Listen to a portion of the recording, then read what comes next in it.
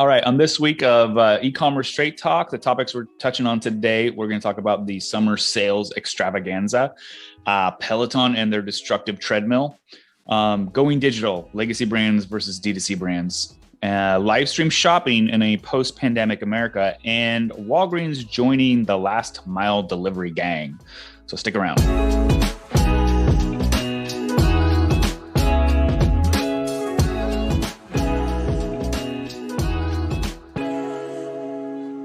So kicking off with the topics this week, first is the summer sales extravaganza. So with vacation rentals at 85% capacity through August and flight bookings up to 111% year over year, Sam, do you think retailers are going to see increased purchase activity throughout this summer?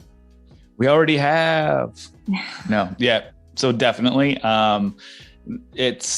So we've already started, because I think people were starting to plan like back in February, right? So like, for example, one of the swimsuit companies we work with, we were selling swimsuits when the snowstorm was happening like all over the country, right? We were going nuts. So I think it's already started, especially with when you look at those vacation rental bookings and seeing that they're already at 85% capacity, which is crazy. That's good. Right. It's good for our economy. It sucks as us, the individuals, like if you're late to the game, like me, right? Where normally I like to go to the coast and in a normal year, you would just drive there in the summer and then just get a place, right? You wouldn't even need the reservation. But now, oh yeah, you need a reservation and good luck getting it anytime this year. I think it's just the nature of people wanting to finally get out of their homes, go on some sort of vacation, like de-stress a little bit. Everyone's sort of sick and tired of it, right? So we're seeing that across the board. So overall, I do think it's good. I know you can see the cost of like airline tickets has gone up, right? Which, I would say this is the nature of it. But even for airlines, they're still struggling because they know their recurring revenue comes from their business class, right? So they need more folks, going back to work, going back to the office. But as far as the summer goes, I expect, and we've already been projecting it to be absolutely nuts, whether that's as far as like, advertising CPM, just the cost to get the word out that you have products to sell, as well as just it's going to be an influx of sales, who has the best deals, because we're still sort of in a tight spot where we have people are still working, and unemployment is around 6%. The majority of those who are on unemployment tend to be more of those around or below the poverty line, right? So you have a lot of the middle class, or what's left of it, and the higher income classes still have a lot of jobs and they're switching between jobs. And there's a lot of these folks that you're going to be seeing trying to go on vacation, right? And they have the money to spend. And so you're going to see a mix of that versus brands whose and you may know who you are if your brand is the brand that on every 1st or 15th you get an influx of customers, right? Your audience lives paycheck to paycheck. You're going to be having the most competitive market here, right? Because those consumers are very price sensitive. So I think that's what we'll be seeing. It's just a lot of fluctuations in the market. I do think in macro view, like bird's eye view, it's going to kick a lot of the smaller people out, just sort of like how last year was doing the same thing, right? Mm-hmm. And so it'll be interesting to see what sort of transpires, but we're already projecting it to be a huge summer as far as sales goes. Yeah, definitely. Everyone's ready to get out and get spending. And then sure. I think too, what will matter, I mean, not so much here in the US, because we're well on our way to mostly everyone that wants to be vaccinated is vaccinated. But also once Europe, I think they start relaxing on travel, that's going to open up a whole new influx of now international traveling. That's been something that's still like unavailable to us in a sense. But yeah, with international traveling, it'll be interesting to see what countries that will actually are going to require vaccines, right? I think you're gonna have to show proof at some point in time. I know we've sort of hit that peak with people who wanted to get them, got them, and then you have this other percentage of the population that haven't got them yet and probably don't even plan to. I mean, welcome to America, right? The country of individualists. It's sort of in our nature to just distrust everything. So yeah, it'll definitely be interesting to see sort of what occurs there as far as international travel goes. Definitely. Well, moving on to the second topic of this week's news with Peloton. So this is a really interesting story. Peloton recently had some issues with their new product, the treadmill. Will people and children getting hurt and killed? They've actually recalled all of their treadmills. So the projected impact of this recall is estimated to be around 165 million. As this hurts their reputation and their wallet, will Peloton be able to overcome this disaster? Yeah, it's such a disaster. Oh my God. Like, I mean, the thing looks cool. But I don't obviously I'm not in that world. I didn't know if you could have foreseen this. Obviously not, but just the issues with it it's pretty crazy. And especially having been involved in like product launches, like everyone just has there's this sense and this feel like everything's going to be going well. It's going well, like things are moving, and then this happens and you're like, oh, what happened? We totally failed. As far as Peloton goes, it's going to cost them. It's going to be expensive, but they've done the one thing that really is the future of successful brands, and that is built a community around their consumers, right? So their customers. If you sort of like CrossFit gyms, right? If you go to a CrossFit gym, I do CrossFit, right? So it's when the person thinks of themselves as being within that culture. Same thing with Peloton. It's the same thing. So I think, yes, this will hurt them. This will hurt them with the regular Joe Schmo too. But as far as their customer base, I think in the end, they'll be okay. I mean, they have a pretty decent community and definitely lots of loyalty as well. Yeah, this reminds me of Tesla too, and the small amount of vehicles that have caught fire recently. And I think they're kind of the same brand where they also have a community where if you are a Tesla driver, you drive pride in that, and you're kind of part of this little club. Yeah, and I think what hasn't really been talked about too is with what was it recently, they had the Auto Expo in China, and people were like storming and protesting the Tesla display because of all the problems. So yeah, it just goes to show building a brand is hard and takes years. Building a community is harder and takes even more years, right? So it's one of those things now where you can touch your community almost immediately, especially with digital and social and all that. So it's like, why haven't you built it yet? Why haven't you built a community within your brand yet? Very true. Yeah, it's kind of like one of the marketing must-haves in the digital era. Absolutely. Movement, for sure.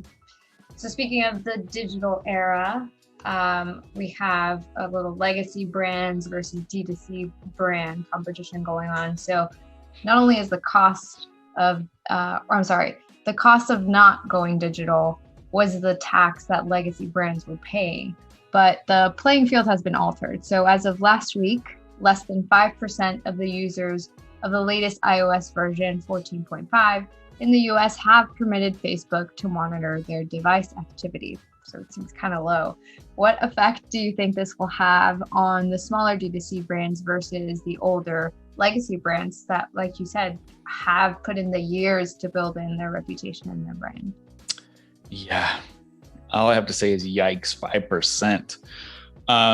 What's interesting about this, which I think will change over time, is that 5% have actually opted in to allow. So to get the full scheme here, iOS 14.5 was that app tracking transparency update where Apple basically cut the knees off of all third-party tracking. You're talking cookies, JavaScript, pixels, all that. So if you go on Facebook, they can't track you. Once you go off of it, like if you click on an ad link and go to a website, they can't track you unless, of course, there's server-side first-party tracking in place.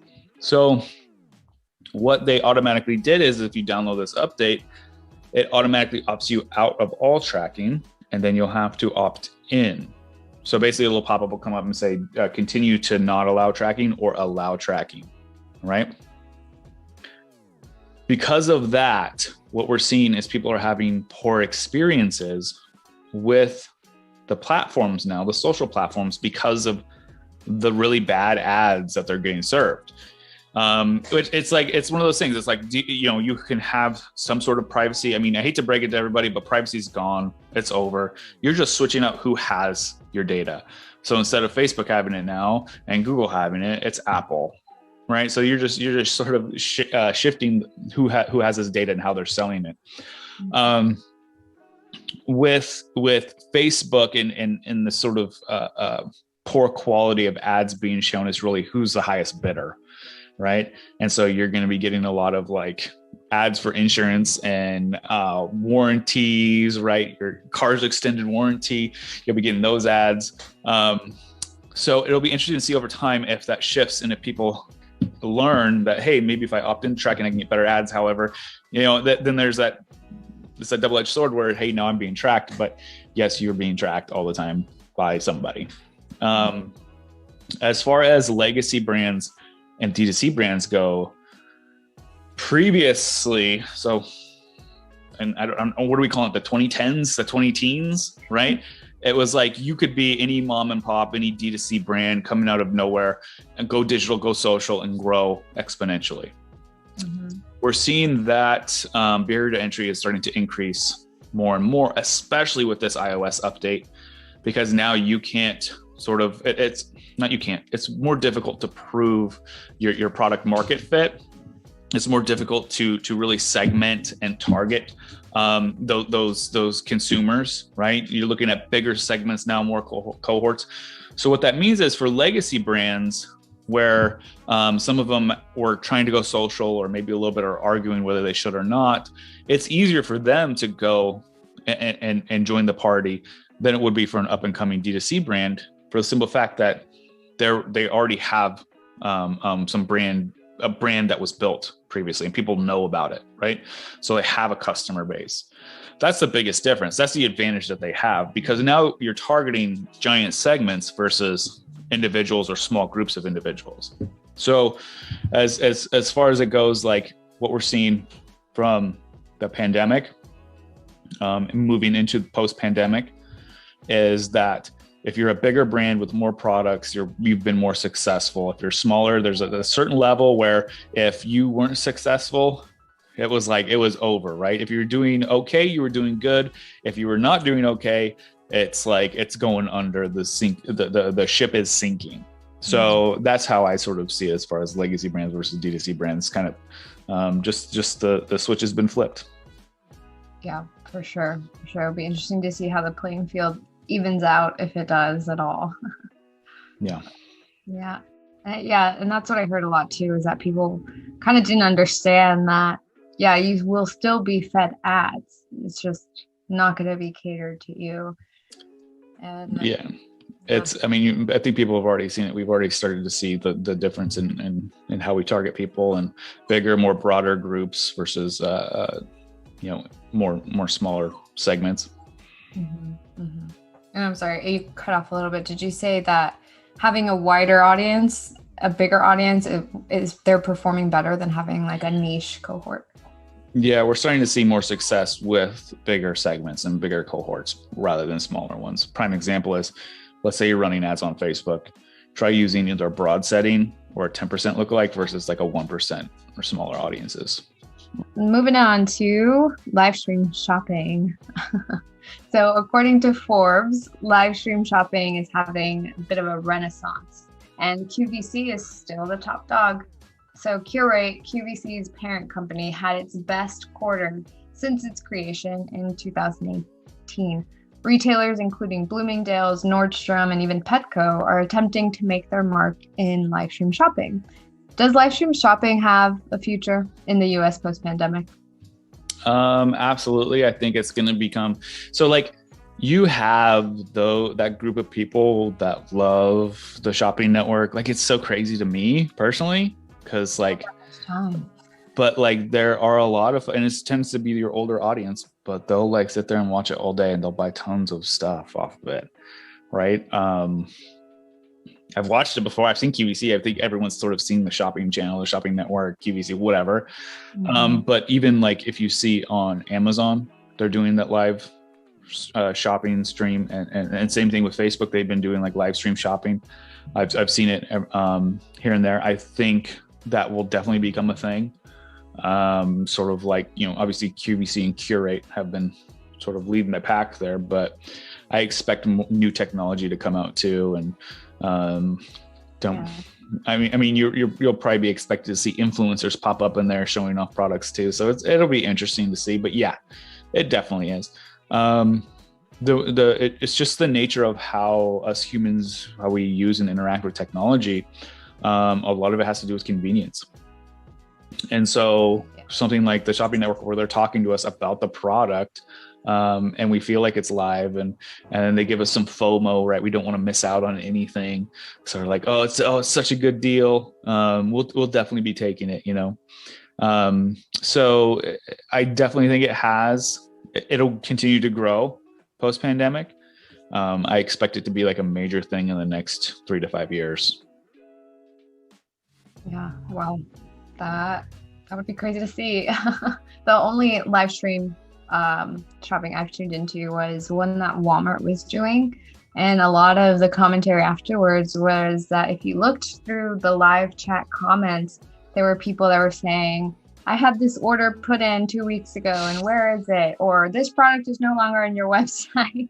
So so they have some kinks to work out, because to me that screams like you have to have somebody there managing the comment section and even handle something. I mean, can you even manage something like that? Your customer service has to be on point for sure. Oh yeah, I mean, you get that in just regular comments everywhere, but especially if you know your audience and you know that what they're going to come with. Yeah. It should be interesting. I would expect them to add a service like that too, because they're taking a portion of the profits that they're making on their show. Mm-hmm. Right. And they're even telling brands, hey, you have to have a certain percentage of inventory or a certain level of capital in inventory, 150K in inventory, 200K in inventory for this show, whatever it is. So I think if they want it to continue to be successful, they'll have to be able to manage that, or at least get the brands on board to manage that for them. Mm-hmm. Definitely. And so rounding it out for the fifth point of this week is Walgreens joining the last mile delivery gang. So Walgreens started rolling out their same-day delivery services, introducing the ability to pick and pack through their app to allow for third-party delivery services to handle that last mile delivery. On the heels of what we've been discussing over these past 2 episodes, what are the odds more retailers and even smaller brands hop on this bandwagon? So this wasn't even like us trying to create this narrative or storyline over the past couple episodes, but it's like it started off with, the retail apocalypse and malls being empty and brick and mortar stores 80,000 of them going away in the next 5 years, and all this space and warehousing and what they're going to do with it. To same day shopping, to 2-day delivery shop or 2-day delivery to same day delivery, and they're calling it like last mile delivery, which is basically like for Walgreens what they're doing with the pick and pack, where you go in the app, order a bunch of products, like you can already do with like Walmart, Kroger, and a bunch of those other places, but instead of you having to go there to pick it up, they deliver it. So that last mile, that's where they use like those third-party services like Uber Eats does and Instacart and all that, right? There's a handful of other bigger retailers who have jumped on the Instacart bandwagon and all this other stuff for this last mile delivery. Walgreens is just the latest one to do it. And I think this just goes to show what convenience means to consumers, and being able to get it delivered and not having to actually interact with humans, right? Especially for us introverts out there. It makes it wildly convenient. So I think what's going to be interesting is, based on what we've been talking about previously, is this continued sort of conversation about how we utilize space. Can smaller brands utilize space like that, especially with population dispersion, or is that going to hurt them? Because more people have been moving out of the big cities because you have work from home, right? is that in fact going to continue to affect smaller brands negatively, which we, like I was already talking about. This has already been happening over the past about 12 to 16 months. So to be able to see that, and will there be some sort of technology or a way in which, just like how brands now, let's say if they're buying or manufacturing products in Vietnam or China, they get it automatically shipped to Amazon or some warehouse, right? Service, some delivery service. Will that be more spread out, or will it be more localized to certain areas? So it's going to be interesting to see how sort of everyone adapts. But I think this is sort of the way, especially for brick and mortars to stay alive. I think over time too, as that grows, you'll see brick and mortar stores start to go away too and just become more warehouse than anything. Or like more like a Costco of a marketplace, right? Where you have a bunch of different stuff. So yeah, I definitely think it'll be interesting. I found it funny when I was reading up on this and adding it to the list of things to talk about, because it's like we've been sort of discussing this for the past 2 weeks, and here we are, we're talking about it all over again, So it's very interesting to continue to see this. A lot of the conversations over the past week and the topics most everyone's been talking about, especially in retail, has been this last mile delivery, and how it's affecting especially these legacy brands. So yeah, it's definitely gonna be interesting to see how the future sort of unfolds. Yeah, I mean, the future is now. These changes are happening, in real time. We're experiencing them. Gosh, I had something on the top of my head. Oh yeah, and so to me too, I'm seeing this, and this is opening up an opportunity for these a lot more companies to maybe come around that do the last mile delivery solely. So more logistics companies that are then going to try to compete with Uber Eats and Instacart. And I don't know. Yeah, I think if I were an entrepreneur, which we say I am, and I'm trying to think of, okay, well, how could I use this to my advantage? Either A, I could rent out space and offer it as warehousing for a bunch of different brands, a bunch of different products, and then connect with a last mile delivery service to where I can offer that service to the brands if someone in that area buys. Or I can sort of have this service, last mile delivery and warehousing, in an area where I know the consumers, and then reach out to brands that I know they buy from to then warehouse at my place, maybe even for free, as long as I get a cut of the profits, right? And then part of that too is me helping sell their products to the local area and doing last mile delivery to supply. I don't know. There's probably someone out there that's way smarter than me figuring all this out. So it's definitely going to be interesting. For sure. Cool. Well, I'm glad you left us with some golden advice. Who knows? Maybe somebody will go run with it and have their own warehousing space. Do it. That would be awesome. Yeah. Well, cool. So that wraps it up for today's episode 5 of E-commerce Straight Talk, and we'll see y'all next week. Peace.